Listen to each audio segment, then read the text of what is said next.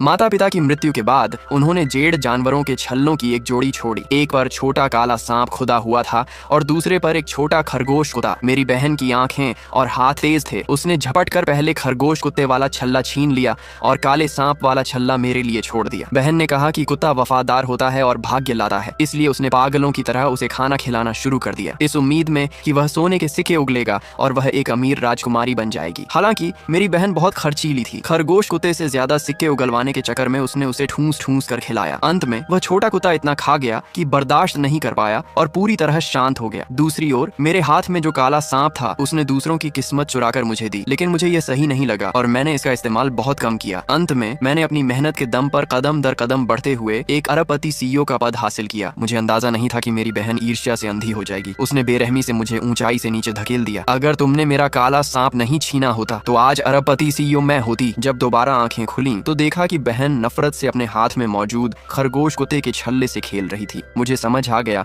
कि मेरा पुनर्जन्म हुआ है। मैंने नीचे देखा। पिछली जिंदगी में मेरे और बहन के खून से मालिक स्वीकार करने के बाद ही छल्ले की मूर्तियां असली जानवरों में बदली थीं, लेकिन अभी तक खून नहीं गिरा था। फिर भी काला सांप खुद बाहर निकल आया था। वह अपनी जीभ लपलपाते हुए मेरे चारों ओर घूमने लगा। उनकी ठंडी नजरों से मिलते ही मेरी पीठ में सिहरन दौड़ गई। मेरी बहन पिछली जिंदगी की तरह कुत्ते के छल्ले को प्यार नहीं कर रही थी, बल्कि मुंह बिगाड़कर उससे नफरत कर रही थी। भाई, अभी तो खून की रस्म भी नहीं हुई, तुम्हारा सांप जिंदा कैसे हो गया? मुझे तुमसे बदलना है। यह सुनकर काले सांप की त्रिकोणीय आंखें चमक उठी। वह इंसानों की तरह समझदारी दिखाते हुए बहन की ओर रेंगने लगा। पिछली जिंदगी में खून गिराने के बाद ही ये जीव बाहर आए थे। काले सांप के चेहरे पर वह अजीब मुस्कान देकर मैं समझ गया, सिर्फ मेरा पुनर्जन्म नहीं हुआ था, ये सांप भी पुनर्जन्म लेकर आया था। काले सांप को रेंगते देख बहन ने कुत्ते के छल्ले को जमीन पर फेंक दिया और झपट कर सांप को उठा लिया, उसे अपनी बाह पर लपेट लिया। वह गर्व से मुझसे बोली, भाई, तुम्हारा मुंह पर एहसान होना चाहिए। मुझे लगता है कि यह चिकना सांप मुझ पर जचता है। तुम उस आवारा कुत्ते के ही लायक हो। इससे पहले कि मैं कुछ कहता, उसने जल्दबाजी में जेड सांप के छल्ले पर अपना खून गिरा दिया। फिर वह ठिठकी और अगले ही पल खुशी से तालियां बजाते हुए चिल्लाई, मेरा सांप दूसरों की किस्मत चुराकर मुझे दे सकता है। अगर मैं सिर्फ करोड़पतियों को चुनूं तो इस जिंदगी में मैं एक अमीर राजकुमारी की तरह रह पाऊंगी। बहन ने सांप को अपनी गोद में कसकर पकड़ लिया और शक भरी नजरों से मुझे देखने लगी। मैंने धीरे से जमीन से कुत्ते का छल्ला उठाया और मुस्कुराते हुए कहा, तो भाई, तुम्हें पहले से ही शुभकामना देता है कि तुम अमीर राजकुमारी बनो। इतना कहकर मैंने उसे नजरअंदाज किया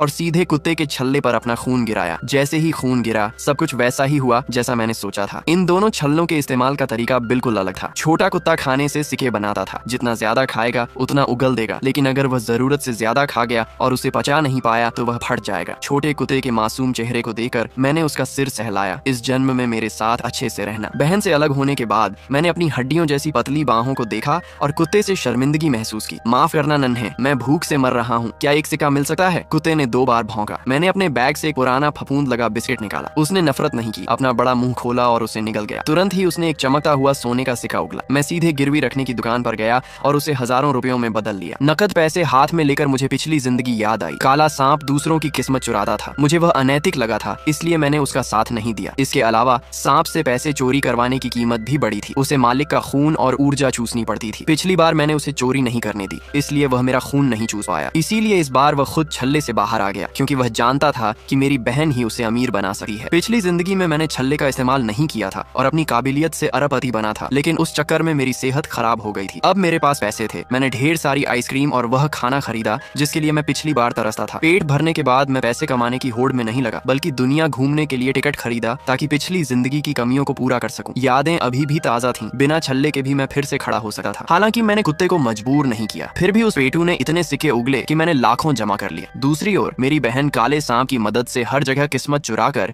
एक निवेश कंपनी की अधिकारी बन गई थी। वह जिस भी शेयर को चुनती वह रॉकेट की तरह ऊपर जाता। वह निवेश की दुनिया की देवी बन गई थी। लेकिन न्यूज में उसका चेहरा देखकर साफ पता चलता था कि भारी मेकअप भी उसकी थकान और छल्ले के दुष्प्रभावों को नहीं छुपा पा रहा था। बहन अब छिपती नहीं थी। वह लोगों को स्टॉक टिप्स देने लगी। विशेषज्ञ उसकी आलोचना करते थे कि यह सिर्फ तुक्का है, लेकिन उसे परवाह नहीं थी। उसने लाइव स्ट्रीम में चिल्लाकर कहा, तुम्हें पता है मैंने कितना कमाया है? जब मैं दुनिया की सबसे अमीर बनूंगी तब देखना। मैंने पिछली यादों के दम पर शेयर बाजार में कदम रखा, लेकिन मेरा लक्ष्य अब सीईओ बनना नहीं था, क्योंकि वह बहुत थका देने वाला था। पिछली जिंदगी में जब मैं सफल हुआ तो सालों पहले मर चुके माता पिता अचानक लौट आए थे। दुनिया को लगा कि यह चमत्कार है, लेकिन कोई नहीं जानता था कि आते ही उन्होंने मेरी संपत्ति छीननी चाहिए और सांप से मेरी किस्मत चुसवाई। अगर मैं मजबूत नहीं होता तो वे मेरा अस्तित्व ही मिटा देते। जब मैंने बाजार में निवेश किया तो बहन की नजर मुझ पर पड़ी। उसने मुझे फोन करके नीचा दिखाया। तुम भी मेरे पीछे पीछे पैसे कमाना चाहते हो? तुम्हारा कुत्ता काम का नहीं है, उसे फेंक दो और मेरा लाइव देखो। मैंने बस मुस्कुराकर फोन रख दिया। मेरी संपत्ति अब करोड़ों में थी। मैंने कुत्ते को बेहतरीन समुद्री भोजन खिलाना शुरू कर दिया और उसे सिक्के उगलने से मना कर दिया। मैंने उससे कहा, पैसे बहुत हैं, अब बस जो मन करे खाओ। कुत्ता इतना वफादार था कि मेरे मना करने के बाद भी वह चुपके से मेरे लॉकर में सिक्के भर देता था। दिन बीते गए। मेरी बहन एक भगवान बन गई और उसने अपनी कंपनी बनाकर रातों रात अरबपति का सपना पूरा कर लिया। एक दिन वह ढेर सारे गहनों से लदी हुई घर आई